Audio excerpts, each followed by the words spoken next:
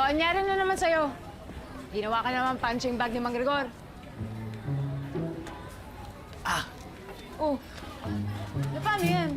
May sugat ka na naman. Wala to. Nagasgas lang. Nagasgas lang. Bakit? Binugbog ka na naman, no? Binugbog. Tangali ako kanina nagising eh. Kaya yun, nainis siguro. Piniliti ako. Ay, ganun pala pag kinikiliti. Ugok, rinig na rinig ko, binubugbog ka dun sa bahay. Ayan, dyan ka kasi magaling. Puro kakalokohan, kaya magpakabait ka na. Kaya lagi kang nabubugbog eh.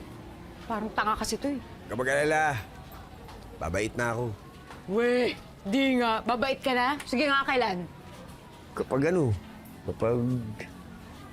kinis mo na ako. Ay, ganun ba? Bilis pala. Oh, talaga ba? Sampulan siya. Kung ano iniisip na to? Yan ang sample sa'yo. Alis na nga ako dito. Baka magaya pa ako sa lahat ng tao dito walang kinabukasan. Bokap! Tinda kita. Chef!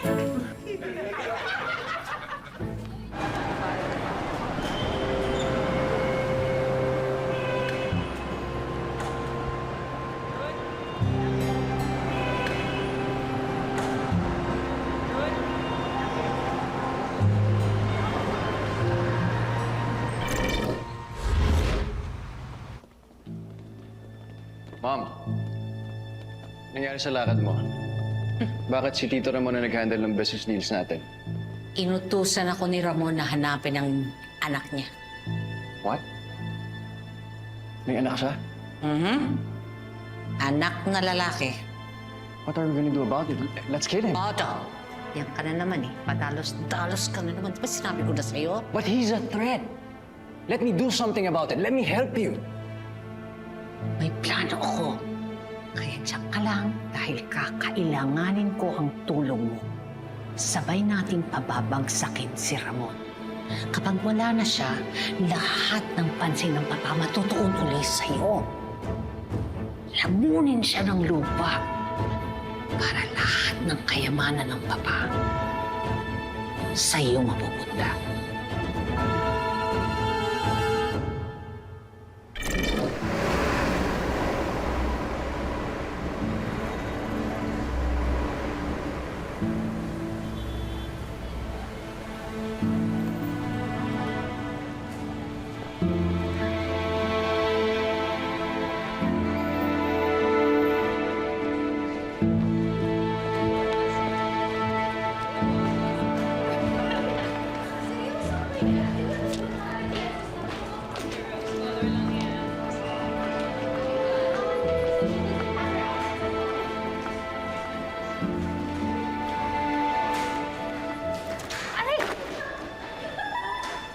Oh, sorry ah. Hindi kita nakita. Nakaharang ka dyan eh.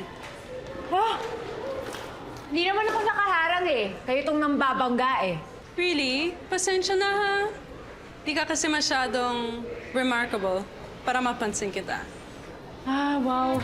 Sa laki kong to, hindi mo pa ako napansin. At sa laki kong to, alam mong kaya kong mang-upak ng tao.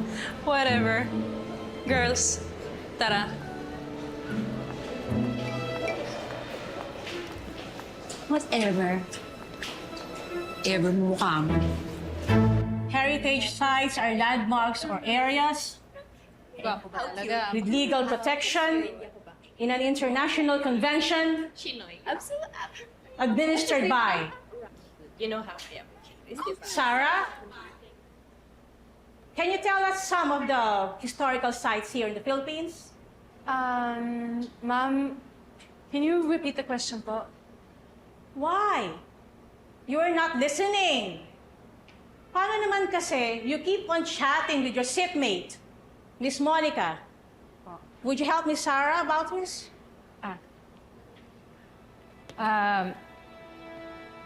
Yung iba pong heritage site ng Pilipinas ay Aimiagao Church, San Agustin Church, at yung Historic City of Vigan. Very good, Monica.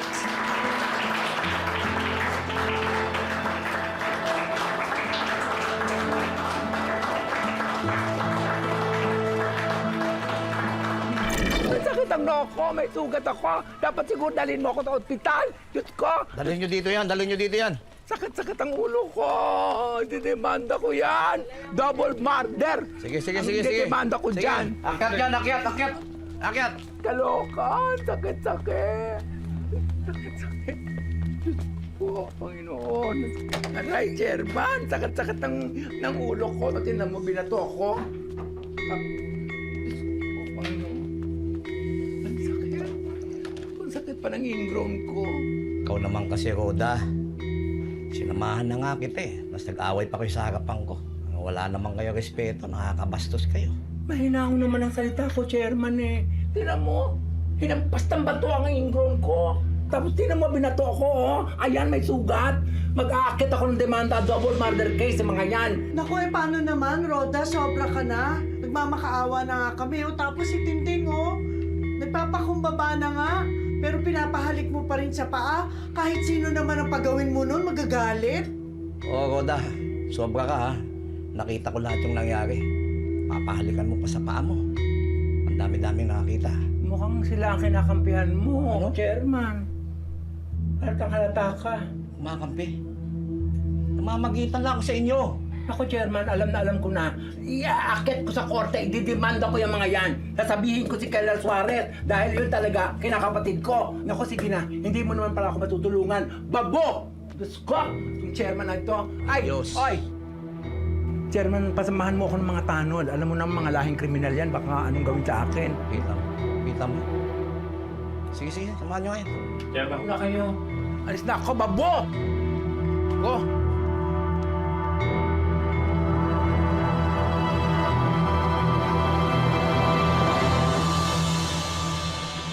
Diyos ko, ang sakit. Roda, Ha? Roda, Bakit? pwede ba kitang makausap sandali? Aba, hindi mababago isip ko, no? Itidimando ko kayong lahat. Palalayasin ko kayo sa pwesto ko. Hindi mo ako kalaban, Roda. Ang totoo niya, naintindihan kita eh. Tama naman yung ginawa mo. Mali sila. Ba't gusto mo ako makausap? Eh kasi, sasanla ko sana yung bahay at lupa ko sa iyo. May bahay at lupa ka pala. Milyonaryo ka pala. Eh di kaya mo yung dagdag na 500 sa mga pwesto ninyo. Oo, wala namang problema sa akin yun. Ibibigay ko naman kung magkano yung gusto mo lupa.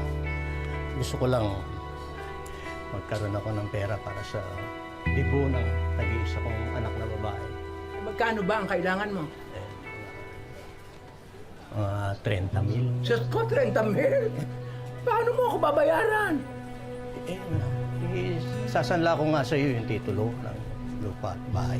Nako, Marcin, maraming na nagsangla ng titulo sa akin, hindi naman nagbayad. Baka ganyan ka din. Hindi, Roda, iba ako.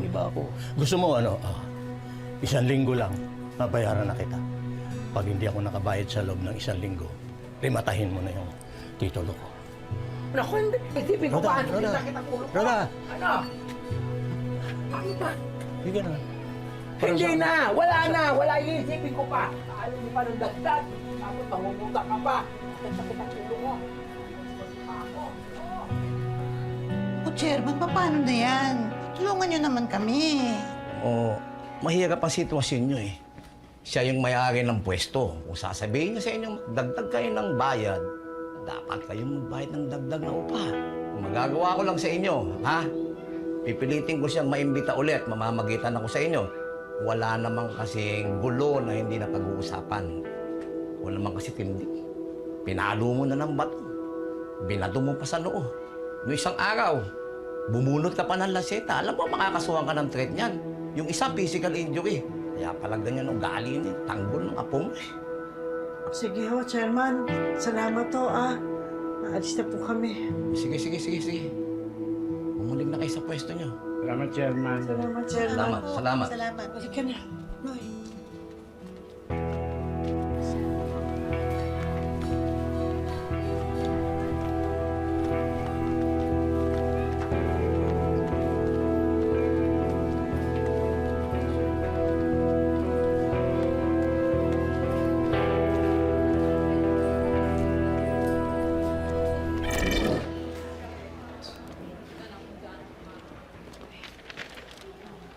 Monica, very good ka kanina, ha?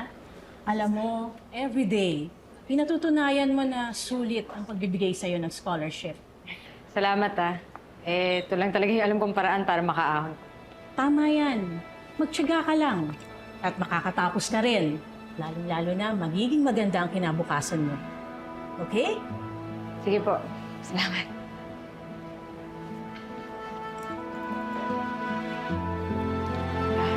Ma'am, una na pa ako.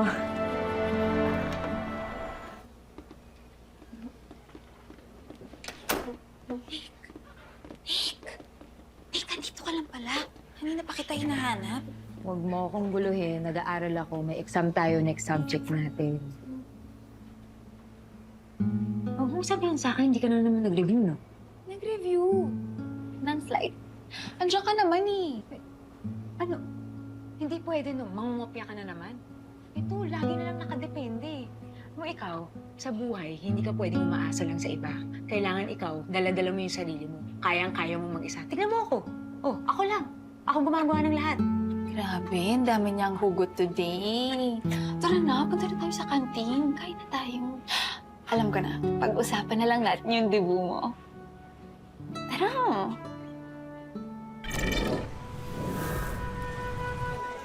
Loleng, salamat ha. Binantayan mo yung mga paninda namin. Naku, walang anuman po, Aling Nita. May mga bumili ba? Naku, wala nga po eh. Matuman. Sige po. Salamat sa pagbantay ha. Salamat. Panginoon ko, hindi na yata matatapos itong problema sa pamilya natin. Naku, sinabi mo pa. Pati ngayon, lalo tayo nawala ng pag-asa. Sigurado ako, alam mo, hindi lang 500 piso yung hihingi na kapalit ni Roda dahil sa ginawa mo, Tinding. Talagang paaalisin tayo nung magagawa natin. Ano? Ano ikabubuhay natin? Sige nga, paano tayo mabubuhay kung hindi tayo magtitinda? Pwede manglimos. Ano? Ano? Aba, kukumpetensyahin pa natin sila, Marcy. Anong gimmick ang gagawin natin? Magbulag-bulagan, bingi-bingihan, pipipipihan? Bahala na. Basta, hindi ko ibababa ang prinsipyo ko para kay Roda. Prinsipyo? Hindi na prinsipyo ang pinag-uusapan dito. Alam mo kung anong inaalala ko?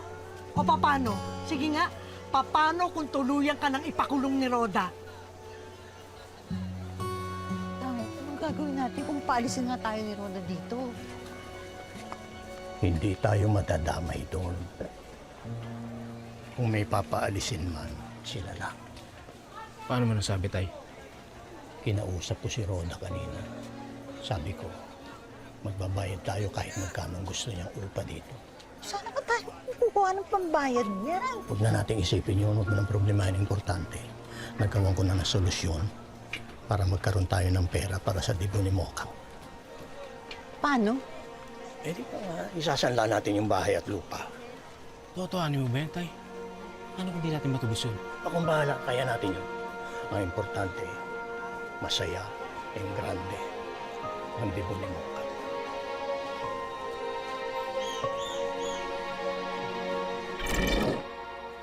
So, alam na palang plano mo sa debut mo? Mahilig ako sa mga ganyan-ganyan. Debu, hindi ko nga alam kung may budget kami para dyan.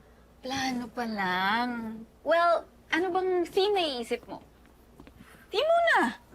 Oo. Ano bang pwede?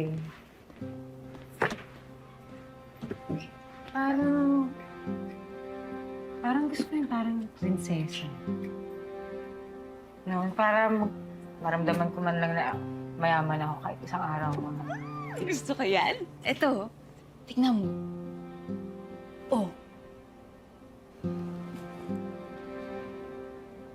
Ano ba yan? Hindi naman to pasok sa budget namin. Ang ganda niyan masyado. Hindi naman namin kaya yan. At saka, uy, sa basketball court lang namin gagawin yung debut ko, no?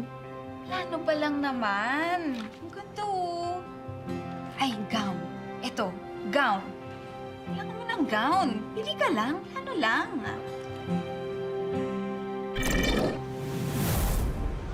Tama naman pala mag-alala ang mami ninyo. Alam naman pala talaga bitukan ng tsuhin mo. I know. Kaya asal hayop na naman siya ngayon. Pag siya ang naging boss dito, delikado tayo. Malalagay sa alanganin ang pwesto niyo ng mami mo. Isiguraduhin kung hindi mangyayari ang sinasabi mo. Kailangan ako pa rin ng pagkakatiwalaan at pamamanahan ni Lola.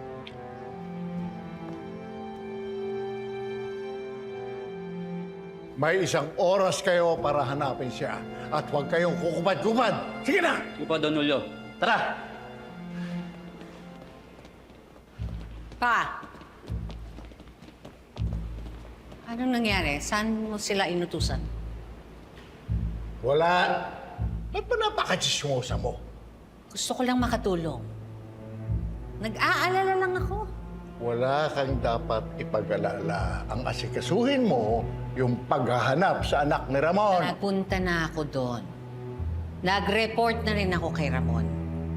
Wala na doon yung pinapahanap niya. Oh, di huwag ka na makialam sa usapan na may usapan. Yes, Papa.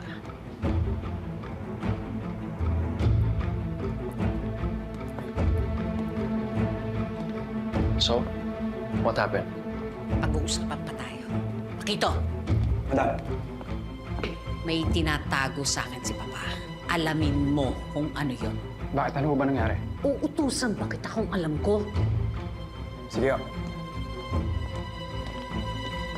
Bakit hindi na lang ako ang utusan mo? Ako na magmamanman kay Tito Ramon. Huwag. Delikado. Lalo na't nanggagaling pa sa lolo mo ang mga order. Pero baka mahuli na tayo. Before we know it, 10 steps ahead of us na si Tito Ramon. Alam ko. Kaya nga inutusan ko yung mga tauhan natin. Pero hindi pwedeng ikaw dahil baka mapahamak ka. Pero ma'am, Si Greg! Hindi ka pa pinapanganak. May mga ganitong laro na kami ni Papa at ni Ramon. At kahit minsan, hindi nila ako naisahan. Kaya huwag kang mag-alala. Akong bahala.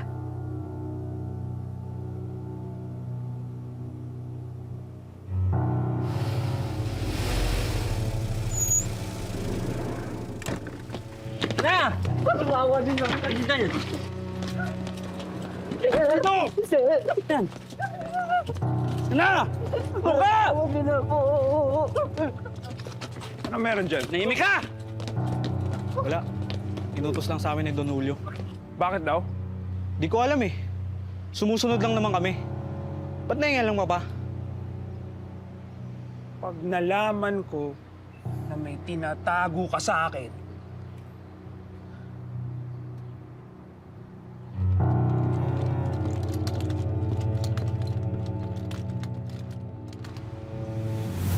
Saan niyo ba ako dadalhin? Namadaldal! Sumunod na! Sino ba kayo? Rod! Rod! Ito na yung pinapahanap nyo. Wala po akong kasalanan. Maawa po kayo. Buntis po yung asawa ko. May mga anak din po ako. Tinatanong ba kita? Ang ingay naman na nakuha nyo. Sige, tabi nyo.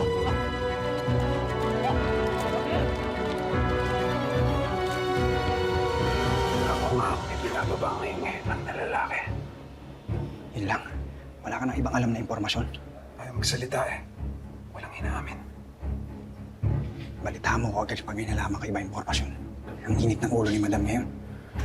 Yun lang. Delikado na ata tayo dito dahil nandito si Ramon. Diyan si Boss.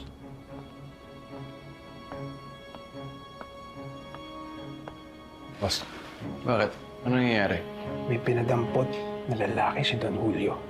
Hindi ba alam ng mami mo kung anong plano? Ano nga ba sinasabi ko eh? I'm sure may kinalaman naman to kay Tito Ramon. Ano sabi ni Ma'am? Boss, may init ang ulo ni Madam.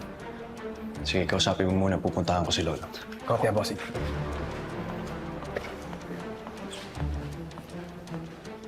Madam, nagpaduko to si Don Julio ng lalaki. Alam ko. Tapos, Madam, pasensya na ho. Yun lang ho ang alam ko eh. ano ka ba naman, Pakito? Ako pa bang mag-iisip para sa'yo? Eh di gawan mo ng paraan. Ginagawa na ho ng paraan. Pasensya na ho. Kung may itinatago sila sa akin, sigurado, tungkol yan kay Ramon. Kaya bantayan niyo siya. Kopya, madam.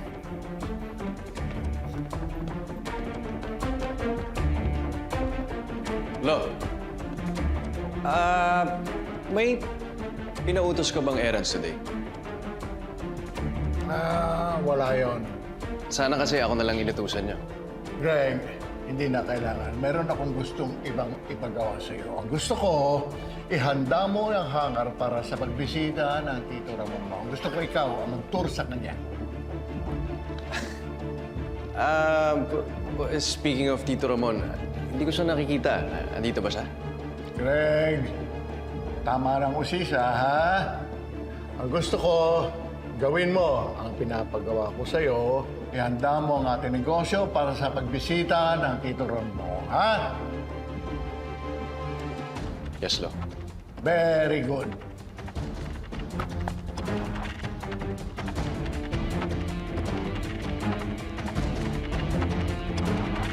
Pre, alam ko matagal mo nang gustong mahuli itong taong to. Pero tandaan mo, official operation pa rin tayo. Hindi ako pwede makampante, Mando. Sisiguraduhin ko na ako mismong tutumba sa demonyong yan. Pre, basta walang personalan. Hindi pwede walang personalan. Personal ang ginawa niya sa pamilya ko.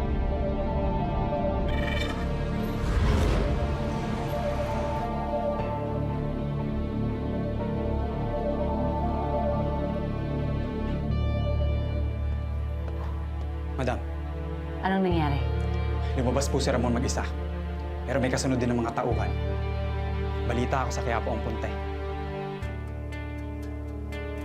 Pinagbalak ng hayop na to. Madam, baka hanapin niya yung sarili niyang anak.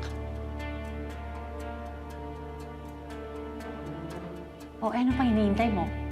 Eh, di sundan mo. Kopya, madam. Oh! Huwag kang babalik dito nang walang balita, ha? Huwag mong aalisin ang mata mo kay Ramon. Kopya.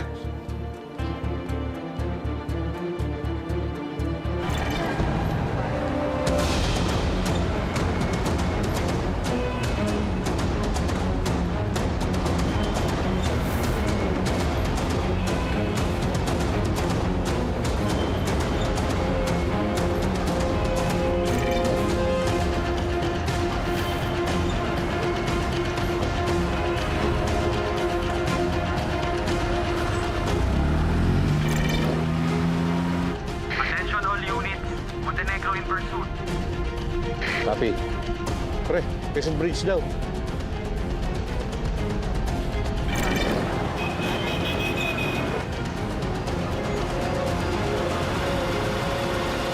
Si Ramon Montenegro yun, ah.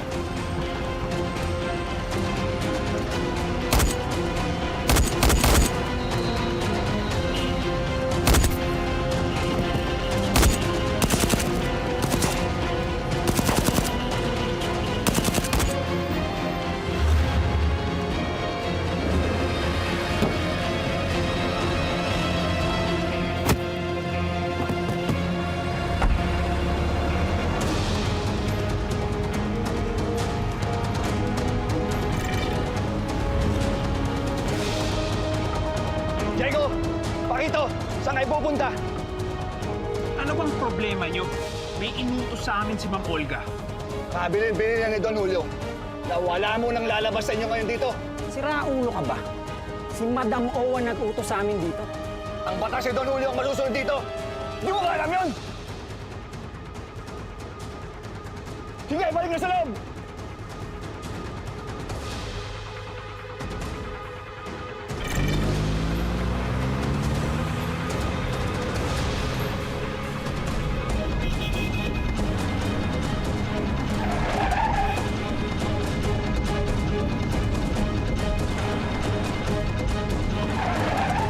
Sir, positive. Andito yung sasakyan ng Montenegro sa Carlos Palanca.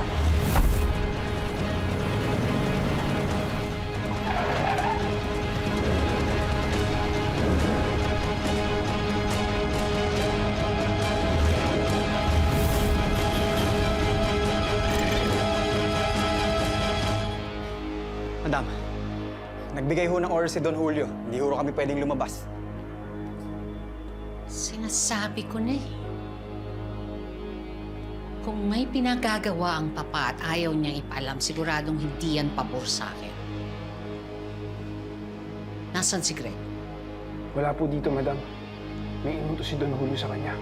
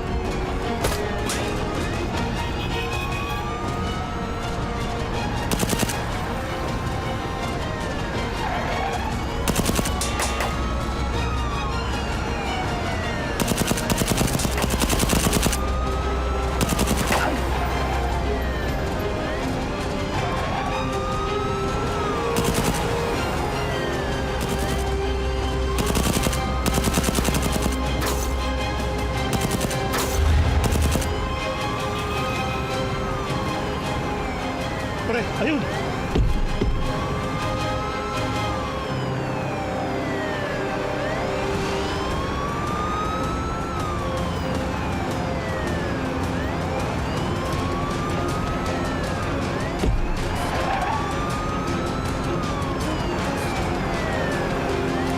Ayun ka!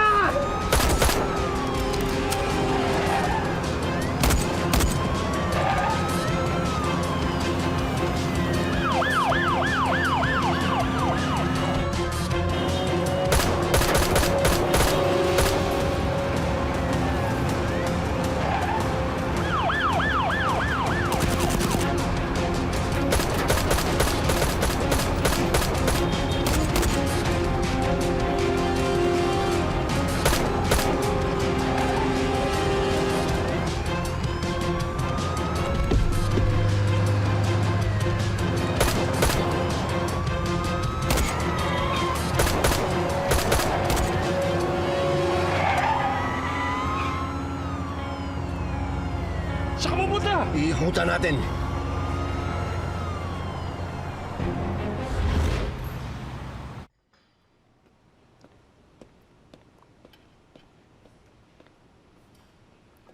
Pa, ano ba nangyayari?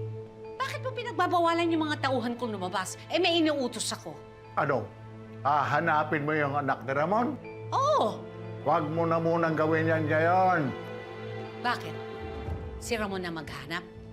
Shut up, Olga, ha? Shut up!